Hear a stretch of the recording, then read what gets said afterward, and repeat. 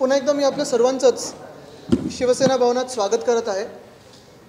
गेल्या 2 महिन्यांमध्ये आपण इथेच भेटून आपल्या माध्यमातून महत्त्वाचे विषय या महाराष्ट्राबद्दल असतील, उद्योग क्षेत्राबद्दल असतील, कृषी क्षेत्राबद्दल असतील, हे लोकांसमोर मांडत राहिलेलो आहे।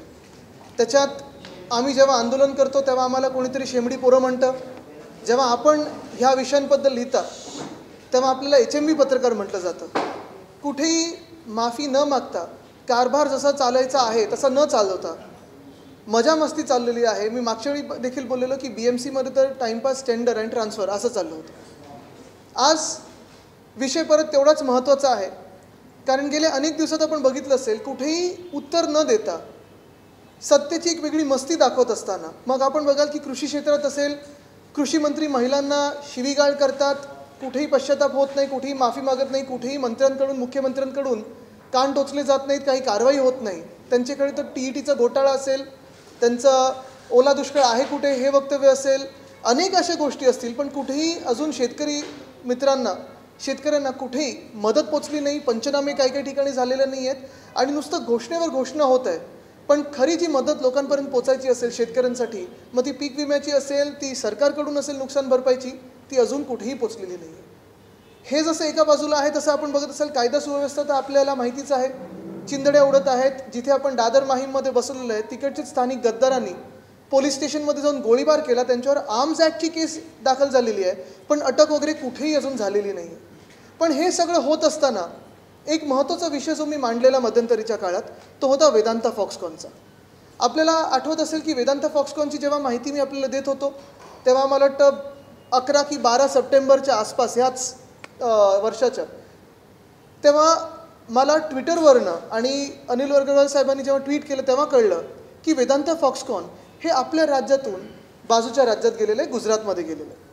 आता वेदांता फॉक्सकॉन गुजरातमध्ये जावं, कुठच्याही दुसऱ्या राज्यात जावं, तिथे जाण्याचं दुःख नाही, पण त्यावेळी देखील मी सांगितलेलं की जो प्रकल्प 100% महाराष्ट्रात येणार होता, जो प्रकल्प आपल्याकडे हमखासपणे येणार होता, ज्या प्रकल्पामुळे आपल्याकडे 1 लाख रोजगार निर्माण होऊ शकत होता, तो प्रकल्प जेव्हा ऐन वेळेला पलीकडच्या राज्यात जातो, मग ते निवडणुकीसाठी असेल, काही वेगळ्या कारणांसाठी असेल, पण आपल्यापेक्षा थोड्या एका कमी विकसित MIDC सारखं एक विकसित आणि मग दुसरीकडे जेव्हा जातो कमी विकसित क्षेत्रात जातो, तेव्हा त्या उद्योगाला पण त्रास होतो। जो प्रकल्प 2-3 वर्षात सुरू होऊ शकतो त्याला 6-7 वर्ष लागतात।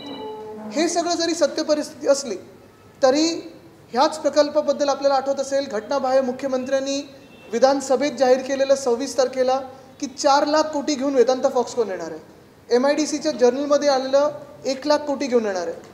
उपमुख्यमंत्री महोदयांनी देखील ह्याच्याबद्दल ट्विट केलेलं, बैठका घेतलेल्या, हे सगळं जरी झालं असेल तरी जेव्हा आम्ही हा विषय जेव्हा काढला, लोकांसमोर आणला, त्या मिनिटाला आमच्यावर आरोप झाले, आमच्यावर टीका झाली आणि आम्ही खोटं बोलतोय असं आम्हाला सांगितलं गेलं। खोटं काय बोलत होतो हे सांगितलं गेलं जनतेला की हा प्रकल्प महाविकास आघाडी सरकारच्याच काळात पलीकडच्या राज्यात गेलेला, हा प्रकल्प मागच्याच सप्टेंबरमध्ये आपल्या राज्यातून निघून गेलेला, हा प्रकल्प आपल्या राज्यात येणारच नव्हता, हा प्रकल्प आपल्याकडे तयार काही जे काय आपण कामं करायची असतात, जो एक बेस बनवायचा असतो प्रकल्प आणायला, तो केलाच नव्हता। सगळं जर खरं असेल तर मध्यंतरीच्या काळात खरं तर मी कौतुक केलेलं त्या व्यक्तीचं की ज्या व्यक्तीला 2 की 3 तासामध्ये RTIला उत्तर आलेलं, हे आपल्याला पण माहिती असेल, 2 की 3 तासात RTIला उत्तर आलेलं देशात हे कदाचित पहिलं उदाहरण असेल। मग आम्ही पण RTI टाकली, आम्ही पण विचार केला की चला अजून थोडं सत्य शोधून काढूया।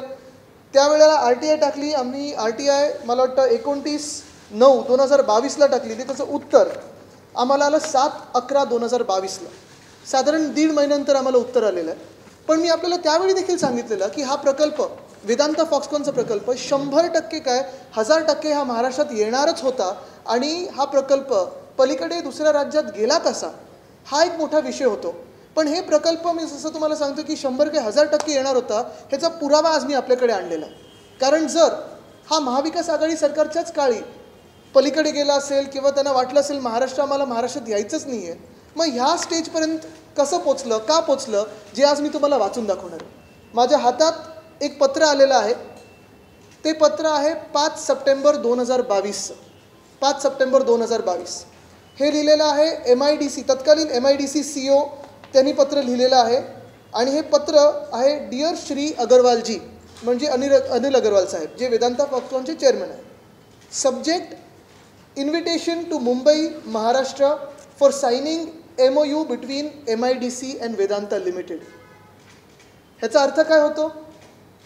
MOU सायनिंगपर्यंत एखादी कंपनी जेव्हा येते किंवा एखादं राज्य जेव्हा येतं म्हणजे सगळी बोलणी झालेली असतात, जागा निश्चित झालेली असते, सगळं काही होऊन पुढचा टप्पा काय असतो तर MOU साईन करणं. त्याच्या पुढचा टप्पा काय असतो? कॅबिनेटची मंजुरी घेणं.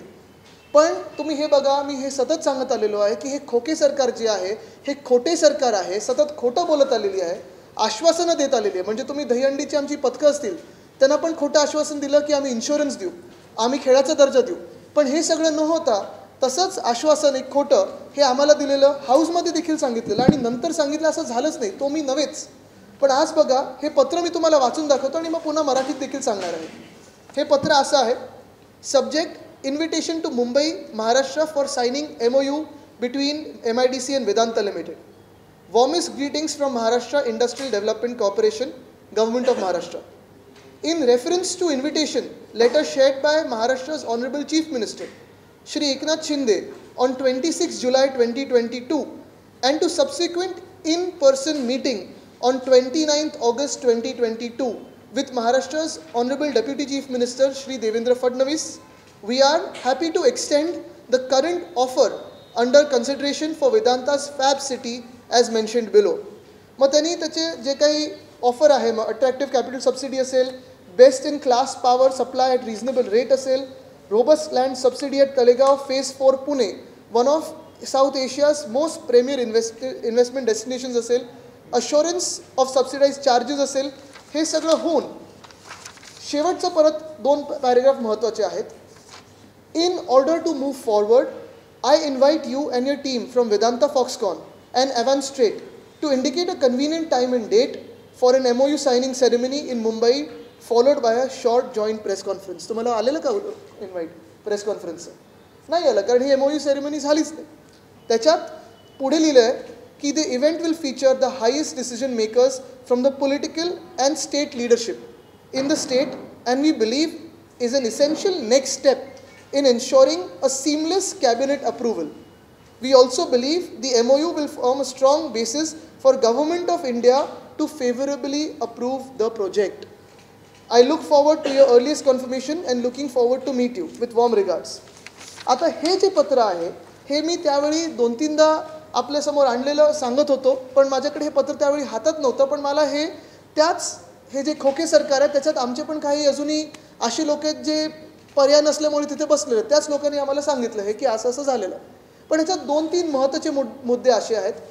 एक, पहिली गोष्ट म्हणजे 26 जुलैचं तर आपल्या सर्वांना माहिती आहे, ते मंत्रालयातच बैठक झालेली.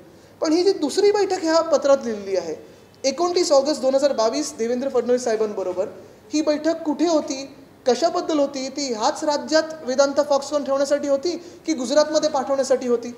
ह्या बैठकीबद्दल घटनाबाह्य मुख्यमंत्र्यांना माहिती होतं का? त्यांना सांगितलं गेलं होतं का? त्यांना ब्रीफ केलं होतं का? हे 2-3 महत्त्वाचे जसे प्रश्न आहेत, तसा दुसरा महत्त्वाचा प्रश्न आहे की जेव्हा सांगितलं जातं की वेदांता फॉक्सकॉन हा प्रकल्प आमच्या महाराष्ट्रात येणारच नव्हता, हा प्रकल्प महाविकास आघाडी सरकारनेच बाहेर पळवला होता, हा प्रकल्प आधीच निघून गेलेला, हे सगळं झाल्यानंतर जर हा प्रकल्प येणारच नव्हता, मग हे पत्र MOU सायनिंग सेरेमनीसाठी पाठवलंच कसं?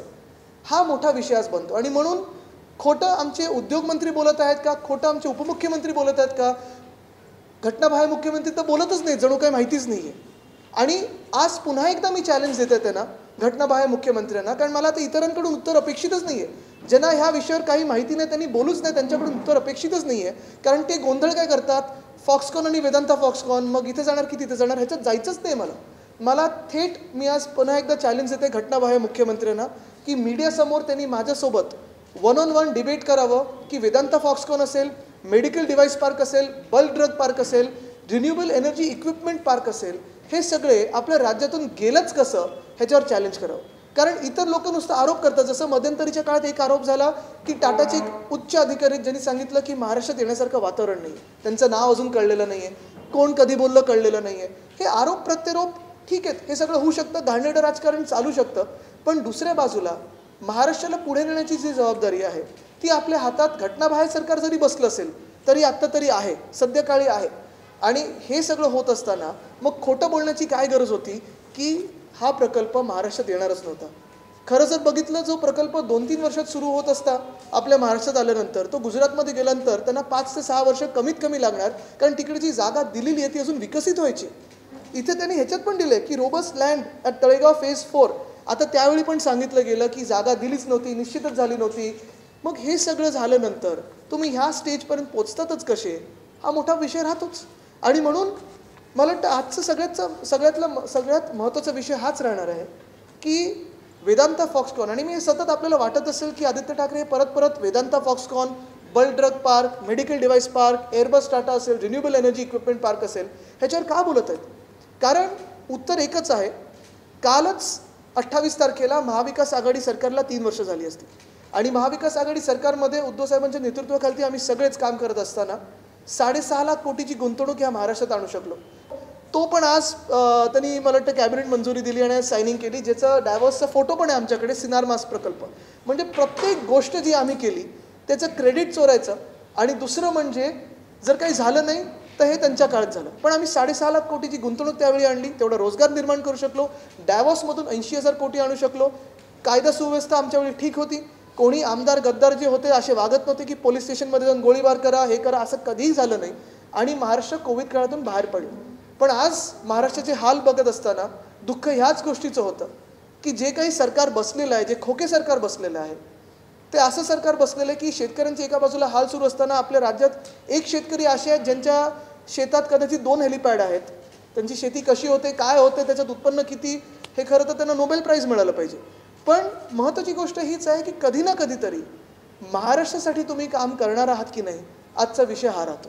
आणि म्हणून एवढंच सांगत असताना आपल्याला काही ह्याच्यावर प्रश्न असतील त्याला आम्ही ओपन होतो. सर, आज जी लँड अलॉटमेंट झाली आहे इंडोनेशियाच्या कंपनीला बल्क याच्यासाठी, याबाबत आपण बोलत आहात की दावोसमध्ये झाले, याबाबत सांगू शकाल की काय प्रक्रिया? ह्याच्यात मी आणलं ना फोटो, मी त्या दिवशी पण दाखवलेलं.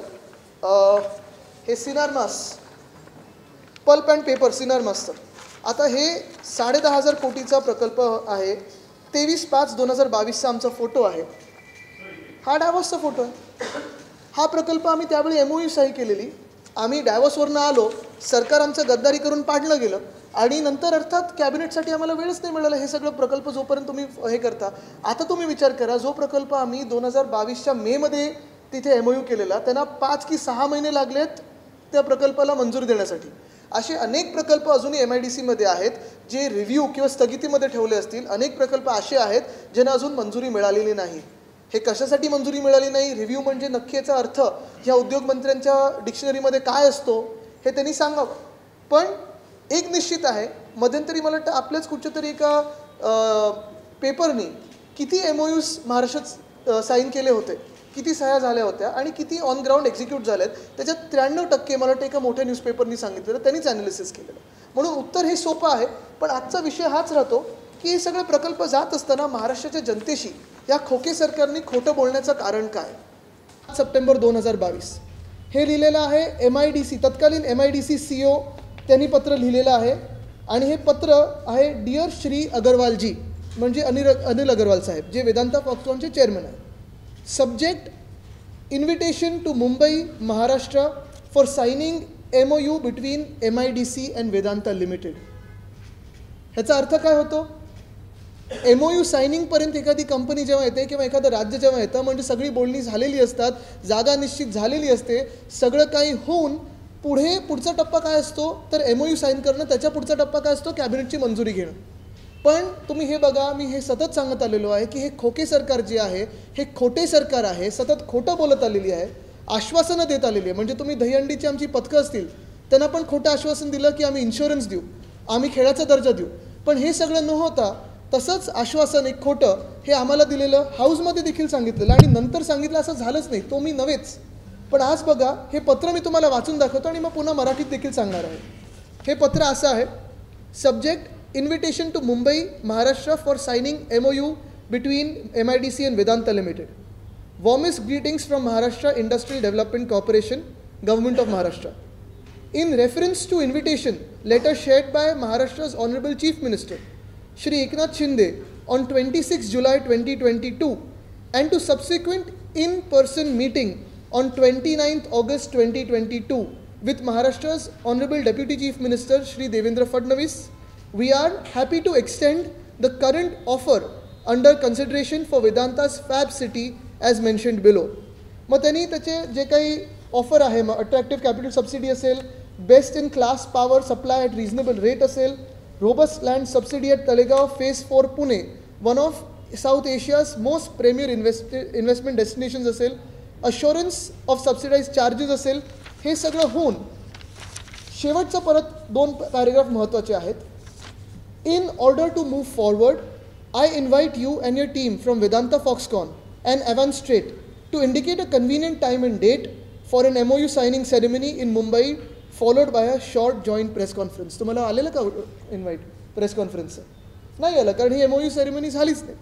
त्याच्यात पुढे लिहिलं आहे की the event will feature the highest decision makers from the political and state leadership in the state, and we believe is an essential next step in ensuring a seamless cabinet approval.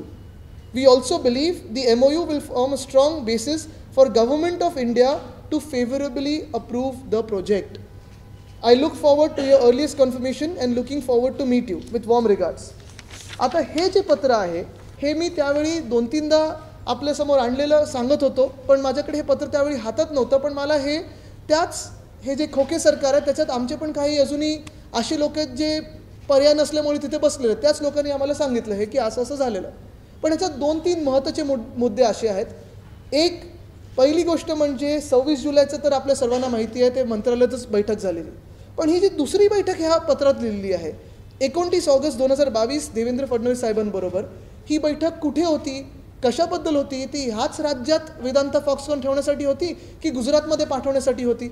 ह्या बैठकीबद्दल घटनाबाह्य मुख्यमंत्र्यांना माहिती होतं का, त्यांना सांगितलं गेलं होतं का, त्यांना ब्रीफ केलं होतं का? हे 2-3 महत्त्वाचे जसे प्रश्न आहेत, तसा दुसरा महत्त्वाचा प्रश्न आहे की जेव्हा सांगितलं जातं की वेदांता फॉक्सकॉन हा प्रकल्प आमच्या महाराष्ट्रात येणारच नव्हता, हा प्रकल्प महाविकास आघाडी सरकारनेच बाहेर पळवला होता, हा प्रकल्प आधीच निघून गेलेला, हे सगळं झाल्यानंतर जर हा प्रकल्प येणारच नव्हता, मग हे पत्र MOU सायनिंग सेरेमनीसाठी पाठवलंच कसं? हा मोठा विषय आज बनतो. आणि म्हणून खोटं आमचे उद्योगमंत्री बोलत आहेत का, खोटं आमचे उपमुख्यमंत्री बोलत आहेत का, घटनाबाह्य मुख्यमंत्री तर बोलतच नाही, जणू काही माहितीच नाही आहे. आणि आज पुन्हा एकदा मी चॅलेंज देते त्यांना, घटनाबाह्य मुख्यमंत्र्यांना, कारण मला आता इतरांकडून उत्तर अपेक्षितच नाही आहे.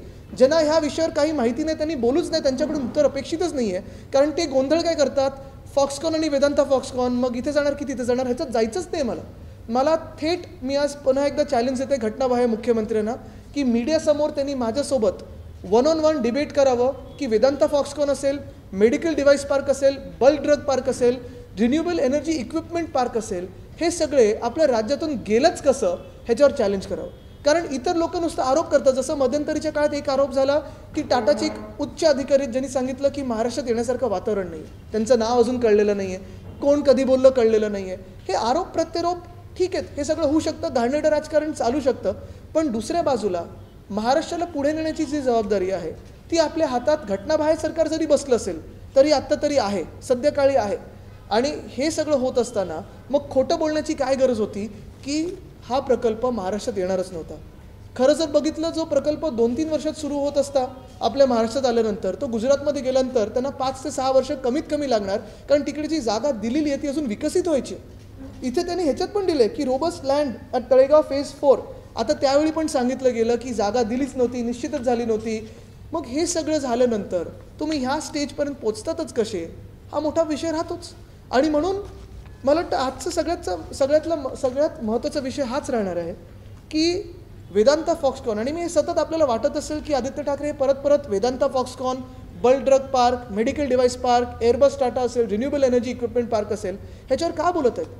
कारण उत्तर एकच आहे.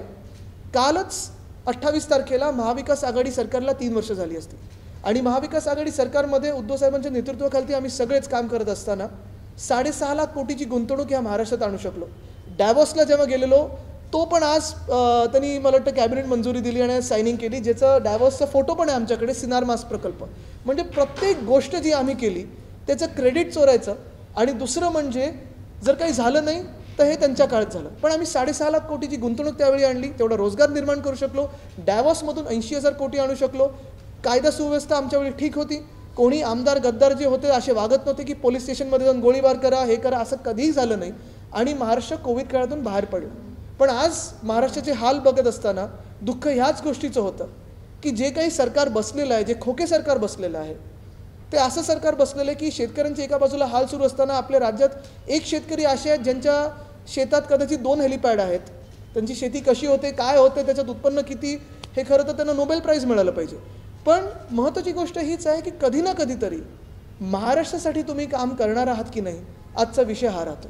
आणि म्हणून एवढंच सांगत असताना आपल्याला काही ह्याच्यावर प्रश्न असतील त्याला आम्ही ओपन होतो. सर, आज जी लँड अलॉटमेंट झाली आहे इंडोनेशियाच्या कंपनीला पल्प याच्यासाठी, याबाबत आपण बोलत आहात की दावोसमध्ये झाली, हो. याबाबत सांगू शकता काय प्रक्रिया? ह्याच्यात मी आणलं ना फोटो, मी त्या दिवशी पण दाखवलेला. हे सिनारमास पल्प अँड पेपर सिनारमासचं. आता हे 10,500 कोटीचा प्रकल्प आहे. 23/5/2022चा आमचा फोटो आहे. हा डॅव्हॉसचा फोटो आहे. हा प्रकल्प आम्ही त्यावेळी MOU सही केलेली.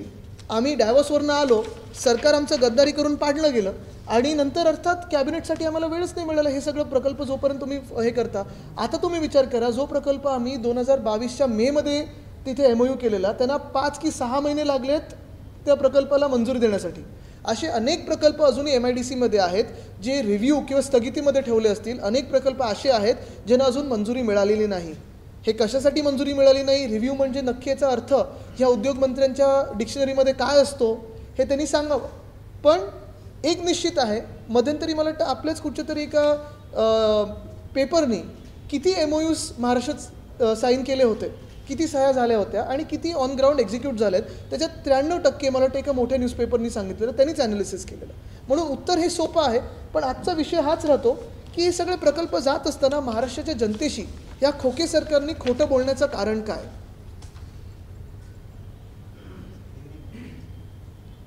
सवाल पूछे, जवाब नहीं, आप सवाल पूछे हिंदी में. ये आरोप लगाया जा रहा था कि RTI जी. सरकार ये कह रही थी कि हमने प्रोजेक्ट MBA जो साल में गया था उसको वापस लेने के लिए हमने प्रयास किए, बाद में जो भी डॉक्यूमेंट्स आए उसको हवाले से पहले आपके पास क्या जानकारी? यही जानकारी है. अगर आप देखें तो ये RTI से आज हमें प्राप्त हुआ है.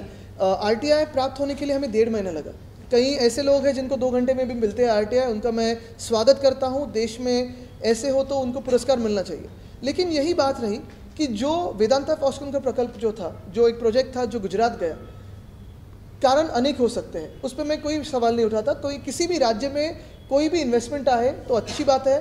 देश के हर एक राज्य में इन्वेस्टमेंट आना ज़रूरी है. लेकिन जो प्रोजेक्ट हमारे महाराष्ट्र में 100% आने वाला था, 100% आने वाला था, वो लास्ट मिनट को अगर किसी दूसरे राज्य में जाता है, अन्य राज्य में जाता है, और फिर सवाल यही उठता है कि कैसे गया, क्यों गया. ये सरकार जो है निकम्मी सरकार है, खोके सरकार है.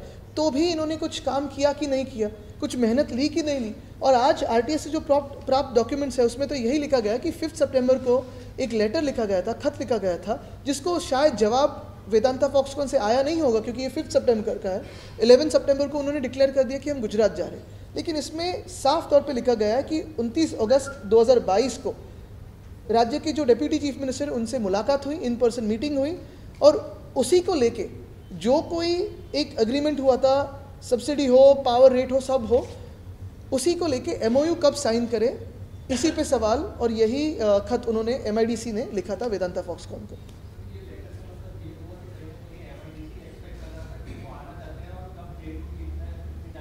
ये लेटर का यही मायने रखते हैं कि MIDC को एक ये भरोसा था कि ये प्रोजेक्ट हमारे राज्य में आने वाला है. MIDC को पूरा यकीन था क्योंकि इसमें देखा होगा आपने वो पूरी सब्सिडी ऑफर, कैबिनेट नोट, हाई पावर कमेटी की नोट, ये तो सबके सामने आई थी. तळेगा और धोलेरा के बीच में जो कंपैरिजन है वो भी जो उनकी ही PMC ने दिया था वो भी सबके सामने रखा गया है. तो फिर ऐसी क्या बात हुई कि इस मीटिंग के बाद या इस मीटिंग के दौरान इन्होंने डिसाइड कर लिया कि महाराष्ट्र में नहीं गुजरात में जाना चाहिए? क्या इस मीटिंग के बारे में मुख्यमंत्री महोदय को, जो अनकॉन्स्टिट्यूशनल है, तो भी उनको पता था? ये मीटिंग में क्या बातचीत हुई? ये ऐसी बातचीत तो नहीं हुई ना कि आप गुजरात जाओ महाराष्ट्र में ना आओ, ऐसे भी हो सकता है. तो इसमें क्या हुआ ये लोगों के सामने आना ज़रूरी है. सर, आपण आता एक गंभीर आरोप केला की उपमुख्यमंत्री आणि दावोसमध्ये अशी काही दावोसच्या बाबत उपमुख्यमंत्री आणि वेदांताबाबत एक मीटिंग झाली होती, त्याची माहिती मुख्यमंत्र्यांनी होती. याबद्दल नाही, मी हे नाही सांगत आहे. मी एवढंच सांगत आहे की मुख्यमंत्र्यांना ह्याच्याबद्दल माहिती होतं का. दुसरं म्हणजे नक्की काय त्या चर्चेत झालं. कारण बघा तुम्ही 29 ऑगस्टला जी भेट झाली त्या भेटीत काही ना काहीतरी ठरलं असेल. कारण जेव्हा राज्याचे उपमुख्यमंत्री भेटतात, देवेंद्र फडणवीस साहेब भेटतात आणि त्यानंतर जे काही ठरलं जातं त्याच्यानंतर हायपॉवर्ड कमिटी जी असेल, आता हायपॉवर्ड कमिटी ह्याच्या आधी झाली की नंतर, पण हा पूर्ण टाईमलाईन माझ्याकडे आहे. हे सगळं होत असताना 5 सप्टेंबरला जेव्हा पत्र लिहिलं जातं की ह्या मीटिंगच्या अनुषंगाने आम्ही तुम्हाला हे सगळं ऑफर केलेलं आहे, आता MOU सायनिंग कधी करायचं आम्हाला सांगा. आणि 11 सप्टेंबरला उत्तर कुठचंही ह्या पत्राला न येता जेव्हा एखादी कंपनी सांगते आम्ही दुसऱ्या राज्यात, ट्विटरवर सांगते, ऑफिशियल उत्तरात नाही, ह्याचा अर्थ काय होतो हा आपण काढावा. आदित्य, आपने क्योंकि ब्लेम ले वो बोले आपकी तरफ से प्रॉब्लम है, आपने उसके कुछ और पेपर्स ऑफ डॉक्यूमेंट्स हैं जो लास्ट मिनट मीटिंग हुई एनुअल से साइन से पहले, क्या लगता है कि क्यों ये इतना बड़ा project all of sudden from Maharashtra to Gujarat transfer हो गया. अभी जैसे आपने कहा ब्लेम गेम में मैं जाना नहीं चाहता, क्योंकि ये ब्लेम गेम तो राजनीति हुई, ये भवितव्य की बात है, ये लोगों के भविष्य की बात है. हज़ारों युवा है, लाखों युवा है जिनको रोज़गार चाहिए, हर एक राज्य में चाहिए, हर एक राज्य में इन्वेस्टमेंट जाना ज़रूरी है. और यही मैं सोच रहता हूँ कि हर एक राज्य में जब इन्वेस्टमेंट जाएगी तब पूरे देश का विकास होगा. लेकिन जैसे आपने कहा कि जो इन्वेस्टमेंट हमारे राज्य में 100% आने वाली थी, जो हम इनकार नहीं कर सकते कि ये इन्वेस्टमेंट पहले कहीं और जाने वाली थी, आज तो पूरा प्रूफ मिल गया है इस खत के द्वारा कि 5 सितंबर को तो MIDC को पूरा भरोसा था कि ये इन्वेस्टमेंट महाराष्ट्र में आने वाली है. ऑफर डॉक्यूमेंट भी किया था और ये MOU के बाद उन्होंने ये भी लिखा है कि गवर्नमेंट ऑफ इंडिया को हमारी कैबिनेट नोट जाएगी और government of India say approval आएगी.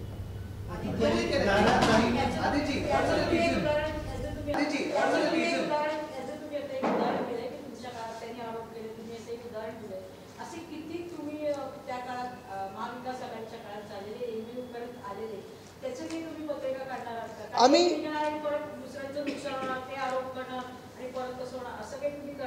मला वाटतं मध्यंतरीच्या काळात टाइम्स ऑफ इंडियानी पूर्ण एक ॲनालिसिस केलेलं, ते सगळे MOUची यादी आपल्याला पण देतो, आपण शोधू शकता. त्याच्यावर 93% MOUs हे एक्झिक्यूट झालेलं, तिथे काम सुरू झालेलं आहे.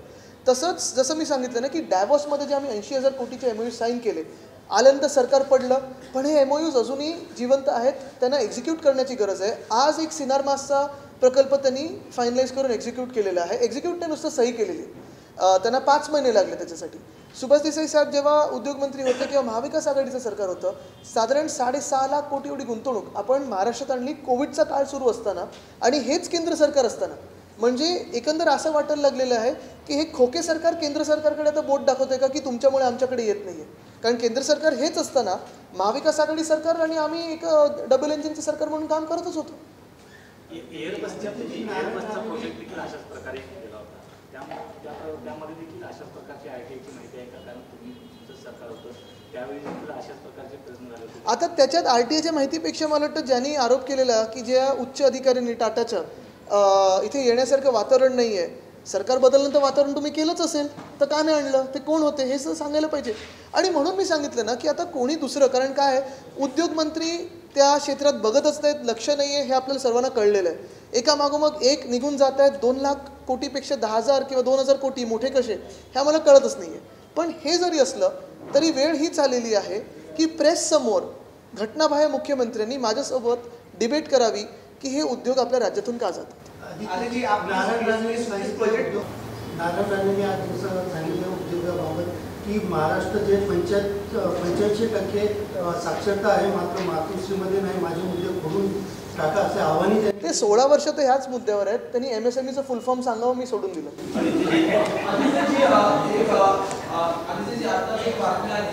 सतीश उके यांनी जो अर्ज केला होता देवेंद्र फडणवीसांच्या विरोधात की त्यांची स्टॅम्प घोटाळा प्रकरणात त्यांची चौकशी व्हायला आहे, तो अर्जाचा कोर्टाने नोटीस दिला आहे.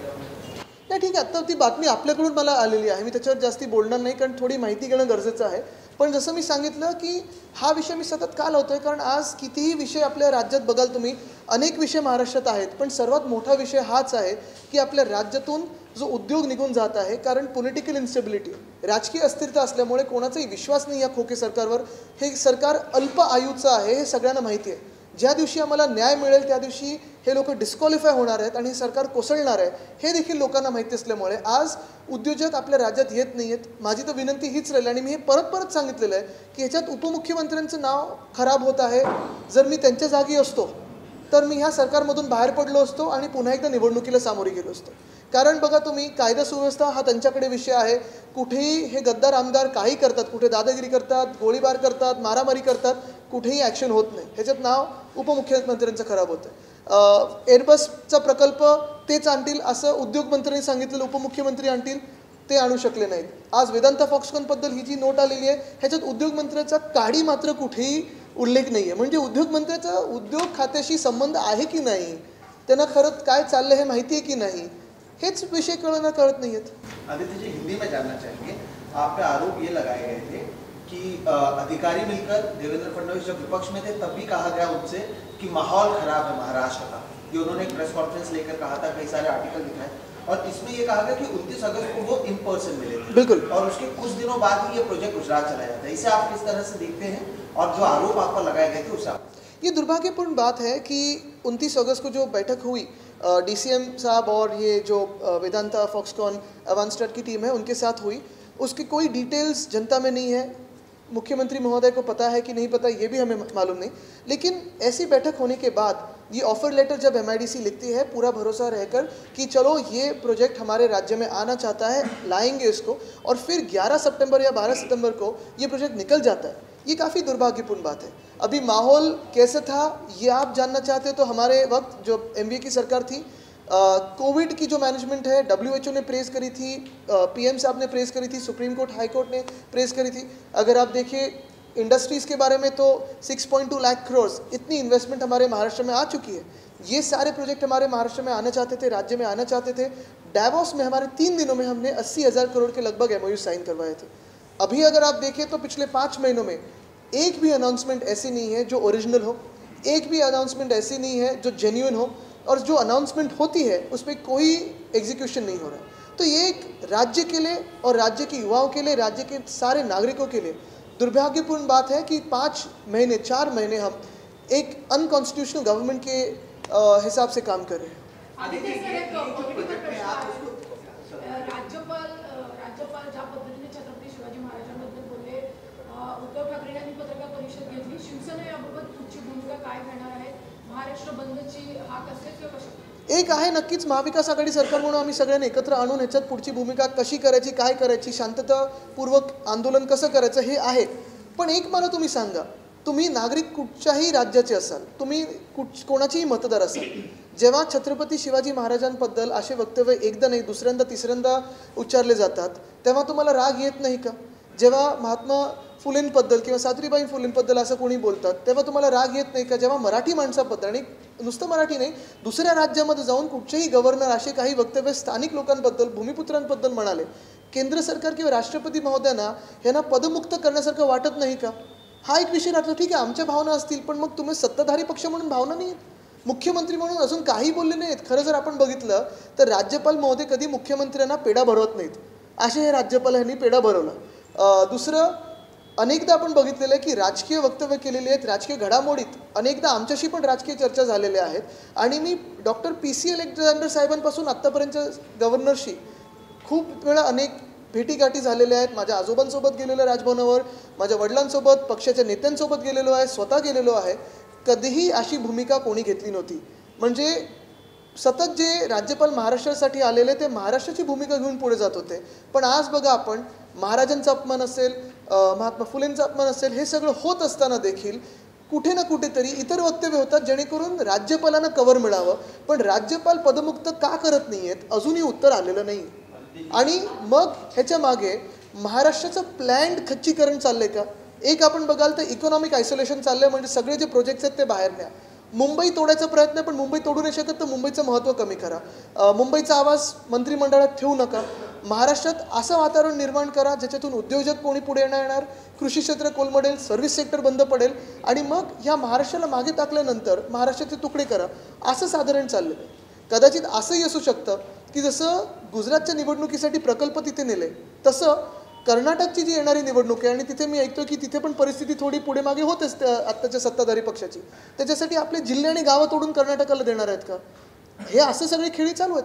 पण महत्त्वाचा मुद्दा हाच राहतो की एवढं सगळं वक्तव्य केल्यानंतर राज्यपालांवर काही कारवाई करत का नाहीत, पदमुक्त करत का नाहीत, जेव्हा संपूर्ण महाराष्ट्राची भूमिका ही आहे की या राज्यपालांना पदमुक्त केलं पाहिजे, मग अजूनही या राजकीय राज्यपालांना त्यांच्या जागी का ठेवलं?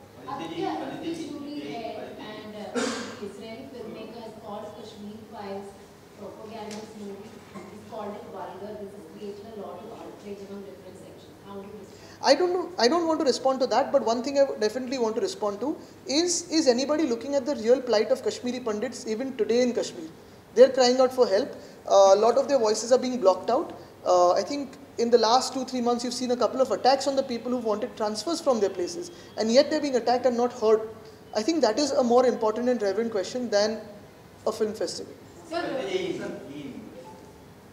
यही बात उनकी बताइए कि फिल्म के डायरेक्टर है, उन्होंने भी बयान दिया है, उन्होंने कहा है कि भारत के लोग ही इसको कश्मीर के खिलाफ, मतलब कश्मीर विरोधी लोग या आतंकी जो भाषा बोलते हैं उस तरह की भाषा बोलकर उसको सपोर्ट कर रहे हैं। नहीं, मैं उसमें नहीं जाना चाहता, सिर्फ एक ही बात है कि जो कश्मीरी पंडित अभी भी कश्मीर में, जम्मू में या उसी इलाके में रहते होंगे, उनकी आवाज़ कोई सुन रहा है कि नहीं, क्योंकि अनेक हर बार मैं सुनता रहता हूँ, देखते रहता हूँ आप ही के न्यूज़ चैनल्स पे कि 2-3 बार अभी जो अटैक्स हुए उन पे उनकी अलग अलग मांगे हैं, लेकिन कोई सुन रहा नहीं है, और यही बात दुर्भाग्यपूर्ण।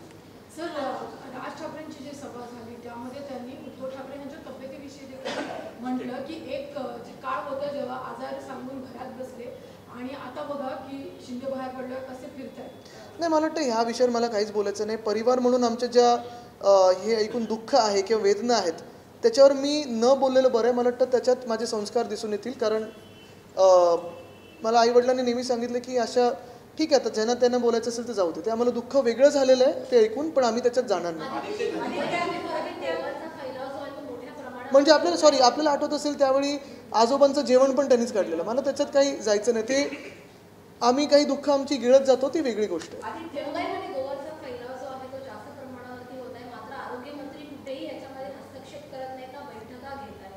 आता हाच विषय तुम्ही जो घेतलेला तो महत्त्वाचा आहे. बघा, तुम्ही आरोग्यमंत्र्यांनी मध्ये काही वक्तव्य केलेले की तो हॅफकिन कोण आहे त्याच्याकडून औषधं घेणं बंद करा.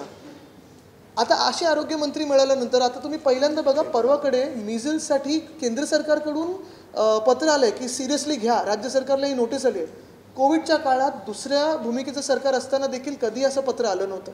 उलटं आम्ही त्यांना बोलवायचो की तुम्ही आम्हाला सांगा की अजून काय आम्ही कमी पडतोय का, आम्ही नक्की काय केलं पाहिजे, आणि ह्याचं कौतुक जगभरात झालेलं. पण आत्ता तरी मुख्यमंत्री काही बोलत नाही आहेत. दुसऱ्या राज्यांमध्ये चालले आहेत स्वतःसाठी काय काय मागायला. आरोग्यमंत्री कुठे आहेत माहिती नाही. कृषी क्षेत्रात पण असेच हाल आहेत. कृषी मंत्री जिल्हाधिकाऱ्याला विचारतात दारू पिता का, त्यांना ते एक्साईजबद्दल बोलतात, एक्साईज मंत्री खोक्यांबद्दल बोलतात, उद्योग मंत्री कृषीबद्दल बोलतात. आणि हे सगळं होत असताना मंत्रिमंडळाचा विस्तार अजूनही झाला नाही, आणि विस्तार न झालं म्हणून विस्तारामधून इकडे तिकडे नेतात त्यांना. महिलांबद्दलचा विषय वारंवार येतो, उद्योग घालवत आहे किंवा अस्थिर वातावरण आहे. तसंच एक रामदेव बाबा नावाचे महान व्यक्ती येऊन त्याचे बोलले, ज्या पद्धतीने वाक्य त्यांनी बोलले ते समस्त महिलांसाठी अपमानकारक. बाजूला उपमुख्यमंत्र्यांच्या पत्नी होत्या त्या नेहमी बोलतात, आणि मुख्यमंत्र्यांचे चिरंजीव होते तेही खासदार, त्यांनीही काही शब्द उच्चारले नाही. मात्र त्याबद्दल फक्त राज्य महिला आयोगाला त्यांनी माफी मागून आज झालं. म्हणजे महिलांची सुरक्षा नाही, उद्योग नाही. पण आपण नाही ताई, आपण एक बघा, ज्या राज्यात मंत्रिमंडळात एक सुद्धा महिला नाही, ज्या राज्यात एक महत्त्वाचे मंत्री 8 की 9 वेळा शिवीगाळ करू शकतात, आणि नुसतं महिला म्हणून, म्हणजे तुम्ही एक महिला संसद म्हणून नाही, महिला खासदार म्हणून नाही, तर महिला म्हणून, आणि कुठेच काही आवाज होत नाही, त्या मंत्रिमंडळाकडून काय अपेक्षित आहे? ठीक आहे, मला वाटतं एक आजचा महत्त्वाचा विषय हाच राहतो की पुन्हा एकदा ज्यावेळी सांगितलं गेलं होतं नाही, अभि आत्ता मी बोललोच, पण आजचा एक महत्त्वाचा विषय हाच राहतो, सगळ्यात महत्त्वाचा विषय हाच राहतो की वेदांता फॉक्सकॉन, मी परत ह्याच्यावरच बोलत राहणार, कारण आजच्या महाराष्ट्राला रोजगाराबद्दल उत्तर पाहिजे, रोजगार पाहिजे. आणि महत्त्वाची गोष्ट म्हणजे प्रकल्प येण्यासाठी आपण सगळे काम करत आहोत. त्याच्यात हे प्रकल्प का नाही आले, हा प्रकल्प तुम्ही सायनिंगपर्यंत गेल्यानंतर का निघून गेलात, ह्याच्यावर हा विषय आपण आज तूर्त थांबूया.